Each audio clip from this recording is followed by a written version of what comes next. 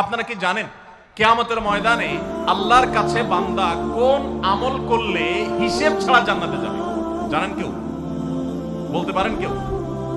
ভাই, আল্লাহর কাছে হিসেব দিয়ে জান্নাতে যাওয়া কি সহজ কাম না কঠিন কাজ?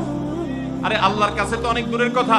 আপনি যে প্রতিষ্ঠানে চাকরি করেন তার মালিকের কাছে, উপরস্থ বসের কাছে একেবারে পুঙ্খানুপুঙ্খ করে প্রতিটা পয়সার হিসাব দিয়ে একদম সবকিছুতে পারফেক্টনেস প্রমাণ করা, এটাই তো একটা কঠিন কাজ, দুঃসাধ্য কাজ। সেখানে সারা জীবনের হিসাব আল্লাহর কাছে দিয়ে পাই পাই করে তারপর আপনি জান্নাতে যাবেন, বিষয়টা এত সহজ না।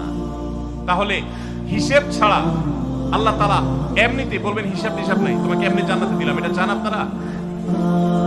দেখুন কোরআনে কারীম আল্লাহ তাআলা বলছেন ইন্নামা ইউওয়াফাস সাবিরুনা আজরাহুম বিগাইরি হিসাব।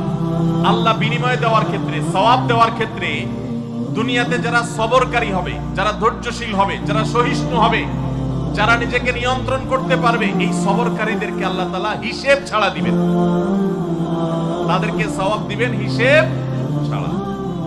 তাহলে আপনি যখন আপনার কর্মস্থলে থাকবেন আপনাকে ধৈর্য ধারণ করতে হবে। আপনি যখন পাবলিক পরিবহনে উঠবেন আপনার মাথা ঠান্ডা রাখতে হবে। আপনি যখন আপনার বাসা বাড়িতে থাকবেন আপনার মাথা ঠান্ডা থাকতে হবে।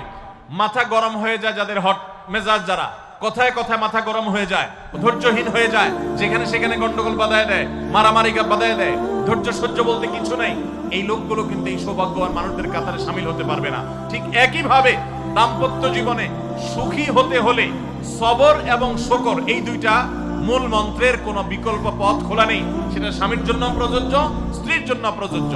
স্বামী হিসাবে আপনি স্ত্রীর অনেক অনিয়মতা দেখতে পাবেন, অনেক কিছু দেখতে পাবেন, আপনার আকাঙ্ক্ষা, আপনার চাহিদা, প্রত্যাশার বিপরীত আপনাকে সবর করতে হবে।